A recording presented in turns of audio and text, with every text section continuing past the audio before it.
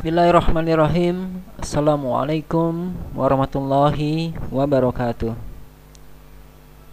Alhamdulillah, alhamdulillahirabbil alamin. Asyhadu an la ilaha illallah wa la syarikalah wa asyhadu anna Muhammadan abduhu wa rasuluhu la nabiyya ba'da. Allahumma shalli ala Muhammad wa ala ali Muhammad.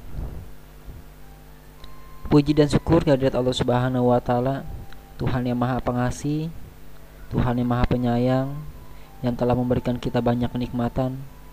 Yang alhamdulillah dengan segala kenikmatannya kita masih bisa dipertemukan di audio Rahasia Guru Dahsyat. Salawat dan salam marilah kita sama-sama haturkan kepada junjungan kita Nabi besar Muhammad sallallahu alaihi wasallam, yang mudah-mudahan beliau satu-satunya sosok yang selalu kita jadikan teladan dalam kehidupan ini. Beliaulah seorang nabi yang nantinya di hari kiamat kelak akan memberikan syafaat, dan mudah-mudahan kita menjadi salah seorang yang diberikan syafaat oleh beliau. Amin amin ya rabbal alamin.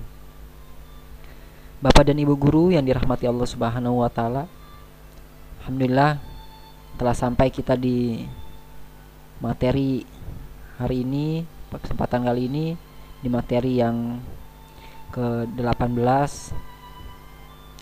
yaitu tentang seni berempati. Bapak dan Ibu guru yang dirahmati Allah Subhanahu wa taala, mudah-mudahan Bapak dan Ibu guru selalu senantiasa diberikan kesehatan, diberikan keberkahan, dan diberikan rezeki yang berlimpah dari Allah Subhanahu wa taala. Semoga ketika kita terus belajar, kita akan menjadi sosok guru yang selalu dinantikan, guru yang selalu dirindukan oleh murid kita semua. Jadilah guru yang ketika ketidakhadirannya selalu dinantikan. Jadilah guru yang selalu dikenang di sepanjang kehidupan para murid kita. Meskipun kita tidak lagi mengajar di kelasnya ketika mereka sudah lulus, tapi mereka akan mengenang kita. Karena apa? Karena kita benar-benar mengajarkan ilmu dengan secara tulus. Bapak dan Ibu guru, ketika kita mengajar di kelas, tentu sebagai seorang guru kita mesti bisa melihat keadaan, bisa melihat kondisi siswa kita. Apakah mereka siap ketika kita mengajar, atau jangan-jangan kita tidak pernah melakukan hal tersebut. Kita hanya menuntaskan materi, menuntaskan kurikulum, lulus tidak lulus, apapun kondisinya, selesai. Jadilah guru yang benar-benar memahami kondisi siswa kita. Coba perhatikan ketika kita mengajar, ketika kita di dalam kelas, bisa jadi ada murid-murid kita yang kondisinya pada hari itu mereka sedang bersedih, mereka sedang ada masalah dan lain sebagainya. Lalu apa kaitannya dengan materi kita?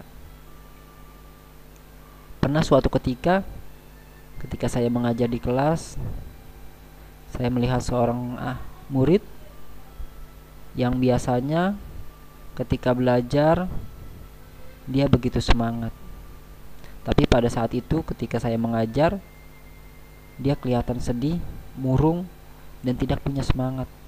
Lalu saya dekati dia, saya ajak bicara dia, dan ternyata pada hari itu orang tuanya di rumah sedang memarahinya. Orang tuanya sedang kesal kepadanya, sehingga ketika dia belajar di sekolah, sikap dan perilaku orang tuanya masih dia ingat dan tidak membuat dia konsentrasi di kelas. Lalu saya ajak bicara, saya berikan solusi, dan ternyata dari situlah bangkit kembali gairah belajarnya. Karena bisa jadi ketika anak bermasalah di kelas, ketika mereka punya masalah di kelas, tidak lain masalahnya Bisa jadi ketika mereka berada juga di rumah. Artinya anak yang bermasalah di kelas itu biasanya memiliki masalah di rumah. Dan itu mesti kita pahami. Bukan hanya kita menjadi guru di sekolahnya saja, tapi kita juga menjadi guru di dalam kehidupannya. Itulah sosok guru yang luar biasa. Sosok guru yang bisa berempati kepada siswa. Ketika siswa senang, ketika siswa sedih, dia pun bisa merasakan kesedihan siswa tersebut. Kita tidak menjadi seorang guru yang cuek dengan kondisi mereka. Bisa jadi ketika mereka bermasalah, kita tidak tahu bagaimana kondisi di rumahnya. Ada siswa yang tidak pernah mengajarkan PR, tapi kita tidak tahu dan kita hanya memberikan hukuman. Bisa jadi di rumah itu tidak kondusif. Bisa jadi orang tuanya tidak pernah mendukungnya untuk belajar. Ketika kita tidak mengetahui kondisi ini, maka kita tidak akan bisa bersikap bijak. Kita hanya menjadi guru di sekolahnya, tapi kita tidak pernah menjadi guru dalam kehidupannya. Ketika kita berempati kepada mereka, itu akan membangun motivasi mereka untuk belajar. Dan mereka akan berkata, oh ternyata ada orang yang memperhatikan saya, ada orang yang mau merasakan kondisi saya pada saat ini. Dari situlah akan terbangun kepercayaan dia untuk terus belajar. Itulah seni berempati. Bagaimana kita merasakan kesedihan, kesenangan mereka. Ketika mereka senang, kita pun ada di dalamnya. Ketika mereka sedih, kita pun ada di dalamnya. Kita menjadi sosok yang memberikan solusi atas segala kondisi mereka. Mudah-mudahan dengan kita bersikap tersebut, kita bersikap seperti itu akan memudahkan kita untuk membangun motivasi mereka untuk terus belajar. Karena tidak lain tujuan kita untuk hal tersebut adalah bagaimana menjadikan mereka semangat untuk belajar, menjadikan mereka semangat untuk berprestasi. Terima kasih.